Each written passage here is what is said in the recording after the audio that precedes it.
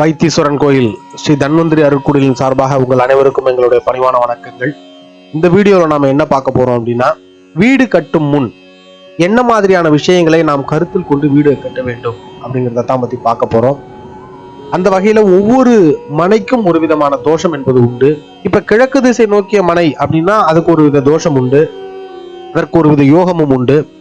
அதே போல மேற்கு மனையா அதுக்கு ஒரு விதமான யோகமும் தோஷமும் உண்டு. தெற்கு மனையா அதற்கு ஒரு விதமான யோகமும் தோஷமும் உண்டு. வடக்கு மனையா அதற்கு ஒரு விதமான யோகமும் தோஷமும் உண்டு. அந்த தோஷத்தினை நிவர்த்தி செய்யுமாறு அந்த இடத்துல வீடு கட்டும் பொழுது அது நற்பலன்களை கொடுக்கக்கூடியதாக இருக்கிறது.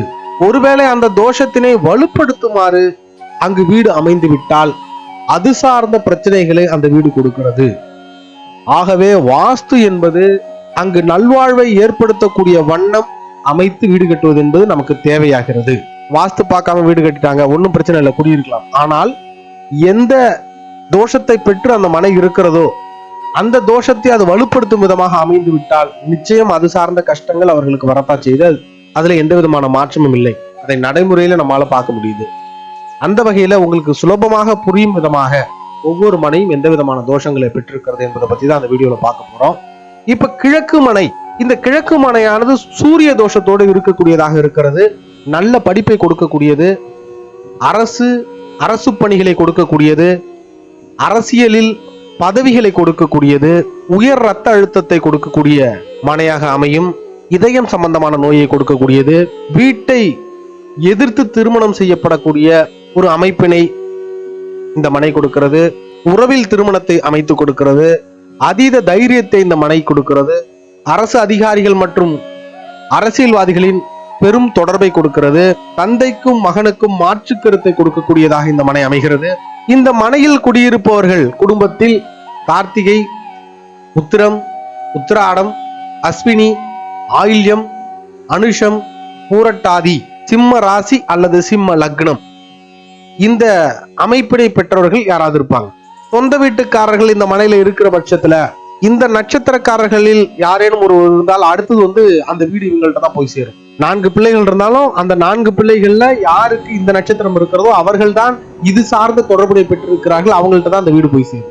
இந்த மனை அமைப்பை பெற்றவர்கள் இவர்களின் குடும்ப ஜாதகத்தில் சூரியனானது தோஷம் பெற்று இருந்தால் இவர்கள் அதை நிவர்த்தி செய்யும் விதமாக இந்த மனையில் வீடு கட்டுவது அவசியமாகிறது. ஒருவேளை அப்படி நிவர்த்தி பெறாமல் கட்டப்பட்டால் அது சார்ந்த துன்பங்களையும் துயரங்களையும் இவர்கள் சந்திக்க வேண்டியிருக்கிறது. நிவர்த்தி செய்து கட்டப்பட்டால் அந்த சூரியனானவர் கொடுக்கப்படுகின்ற அனைத்து யோகங்களையும் இவர்களால் பெற முடிகிறது. இவர்கள் சூரிய தோஷம் இருக்கும் வண்ணம் இந்த வீட்டை கட்டிவிட்டால் சில நேரங்கள்ல இவர்கள் குடியிருக்க முடியாத ஒரு சூழ்நிலைக்கு போயிடுது. அது வேற யாரையாவது வாடகைக்கு விட வேண்டிய ஒரு அமைப்பு ஏற்படுகிறது. அதே போல மேற்கு மனை சனி தோஷம் பெற்ற மனை அப்படின்னு இது சொல்லப்படுது. இதுல அரசியலில் பொறுப்பில் இருப்பவர்கள் பதவியில் இருப்பாங்க, ஆனா அதிகாரத்தை பெற முடியாமல், அதாவது ஒரு கவுன்சிலராக கூட ஜெயிக்க முடியுது, ஆனா மாவட்ட செயலாளராகவோ வட்ட செயலாளராகவோ ஏதோ ஒரு பொறுப்பில் இருக்கக்கூடியவர்களாக இருப்பார்கள். அமைப்புகளின் தலைவர்களாக இருப்பார்கள், ஏதாச்சும் அமைப்புல தலைவர்களாக இருப்பார்கள். மக்கள் செல்வாக்கு அதிகம் மிக்கவர்கள் இந்த வீட்டுல இருப்பாங்க. கடின உழைப்பு, குறைந்த ஊதியம் பெறக்கூடியவர்களாக இருப்பார்கள். உழைச்சிக்கிட்டே இருப்பாங்க, பணம் மிச்சப்படாது. ஏவல் பணி புரியக்கூடியவர்களாக இருப்பார்கள். எங்கனாலும் டக்குன்னு ஓடி போய் நின்று செஞ்சு கொடுக்கக்கூடிய இடத்துல இவர்களுக்கு அந்த பொறுப்பு இருக்கும். இரும்பு சார்ந்த தொழில் செய்யக்கூடியவர்களாக இருப்பார்கள். நீர் சார்ந்த தொழில் செய்யக்கூடியவர்களாக இருப்பார்கள். தீரா கடன் அப்படிங்கிறது ஒரு குறைந்த அளவாவது இவங்களுக்கு இருந்துகிட்டே இருக்கும். நீதித்துறை சார்ந்த துறையில் பணிபுரிவார்கள். செய்தித்தாள் துறையில் பணிபுரிவார்கள். தோல் பதனிடுதல் துறையில் பணிபுரிவார்கள். கழிவுநீர் சுத்திகரிப்பு சார்ந்த இடங்களில் பணிபுரிவார்கள். மெஷின் ஆபரேட்டரா இருப்பாங்க. எலும்பு சார்ந்த பிரச்சனை உடையவர்களாக இருப்பார்கள். வாகன ஓட்டிகளாக இருப்பார்கள், அல்லது வாகனம் சார்ந்த தொழில் செய்யக்கூடியவர்களாக இருப்பார்கள். நரம்பு பிரச்சனை இருக்கும், வயிறு சார்ந்த பிரச்சனை இருக்கக்கூடியவர்களாக இருப்பார்கள். பேராலிசிஸ் மாதிரியான பிரச்சனைகளும் இவர்களுக்கு இருக்கும். ஹோட்டல் தொழில் செய்யக்கூடியவர்களாக இருப்பார்கள், ஆனா பெருசா அதுல லாபம் இல்லாதவர்களாக இருப்பார்கள். பணியாளர்கள் வைத்து அவர்களுக்கு பணி கொடுக்கிற விதமா லேபர் கான்ட்ராக்ட் மாதிரியான பணிகளை செய்யக்கூடியவர்களாக இருப்பார்கள். மண் சார்ந்து, நிலக்கரி சார்ந்து, மண்ணுக்கு கீழே என்னென்ன பொருளா இருக்கோ அது சார்ந்து பணிபுரியக்கூடியவர்களாக இருப்பார்கள். இந்த வீட்டுல பொறுத்தவரை பார்த்துக்கிட்டோம்னா புனர்பூசம், சுவாதி, அவிட்டம், பூசம், அனுஷம், உத்திரட்டாதி, மகர ராசி மகர லக்னம் அல்லது கும்பராசி கும்பலக்கணக்காரர்கள் இந்த வீட்டுல இருப்பாங்க. இவர்களை பொறுத்தவரை இந்த வீடானது சனி தோஷத்தோடு அமைய பெற்றால், அதாவது சனி தோஷம் அமைய பெற்றது ரொம்ப சுலபமா கண்டுபிடிக்கலாம். அந்த வீட்டுல டாய்லெட் சம்பந்தமான பிரச்சனை இருக்கும், அது சரிவர வாஸ்துப்படி அமைஞ்சிருக்காது, அது நீரில் அடிக்கடி அந்த அடைப்பு ஏற்பட்டுட்டே இருக்கும். இந்த மாதிரி பிரச்சனைகள் எல்லாமே இருந்துச்சுன்னா அது சனிதோஷம் பெற்ற மனையாகவே கருதப்படும். அந்த மாதிரி சனிதோஷம் இருக்கின்ற பட்சத்தில் நான் மேற்கூறிய விஷயங்கள் சார்ந்து இவர்களுக்கு தோஷமாகி அதனால கஷ்டப்படக்கூடியவர்களா இருப்பார்கள். இதை சரிவர வாஸ்துப்படி அமைத்தார்கள் எனில், சனி தோஷத்தை நிவர்த்தி செய்யும் விதத்தில் அமைப்பார்கள் எனில், நல்ல வருமானத்தை கொடுக்கக்கூடிய மனையாக, சுபிக்ஷத்தை கொடுக்கக்கூடிய மனையாக இது அமையும்.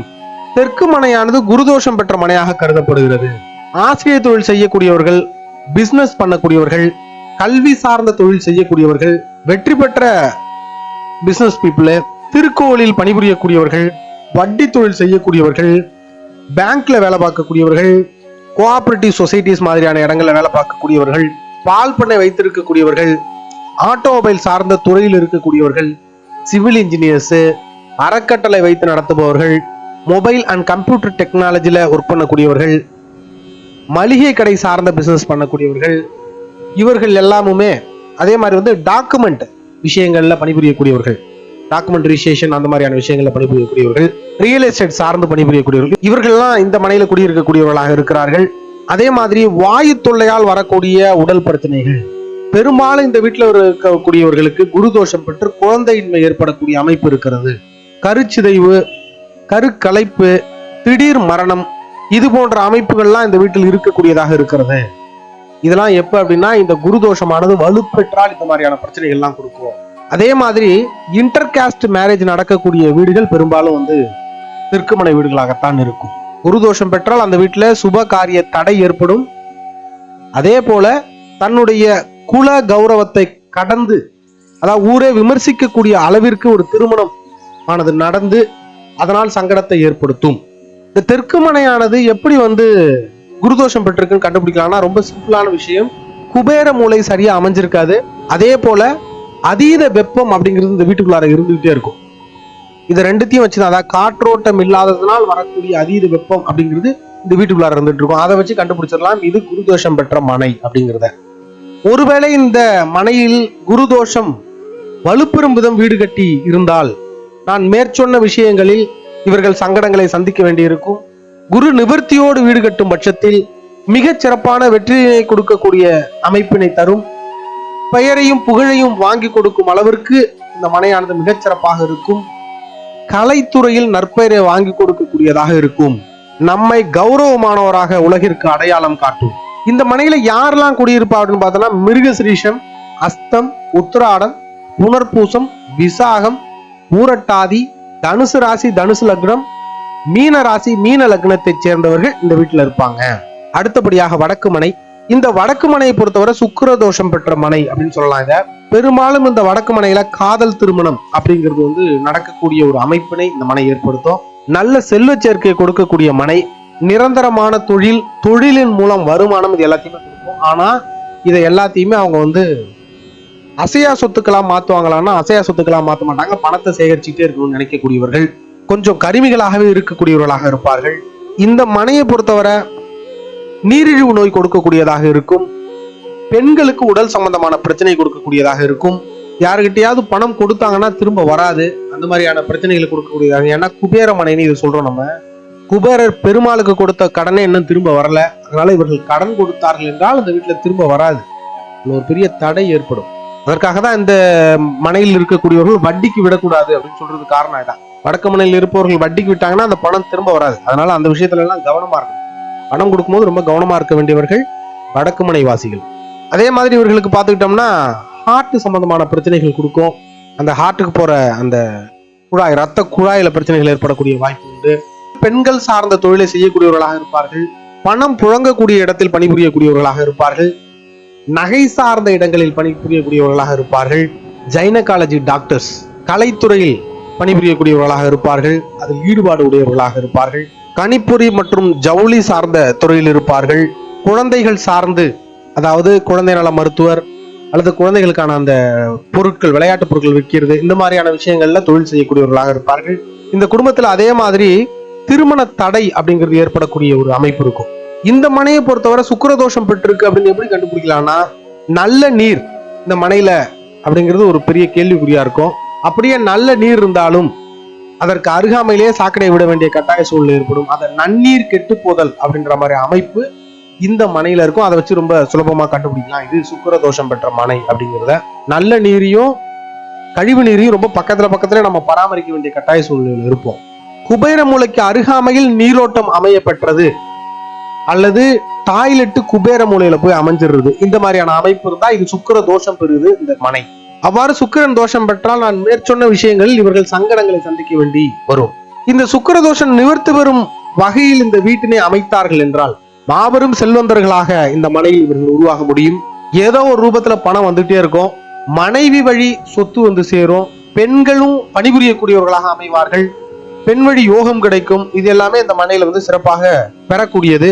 இந்த மனையில யாரெல்லாம் இருப்பா அப்படின்னு பார்த்தோம்னா திருவாதிரை, சித்திரை, திருவோணம், பரணி, பூரம், பூராடம் நட்சத்திரக்காரர்கள், ரிஷப ராசி, ரிஷப லக்னக்காரர்கள், துலாம் ராசி, துலாம் லக்னக்காரர்கள் இந்த வீட்டுல வந்து இருக்கக்கூடியவர்களாக இருக்கிறார்கள்.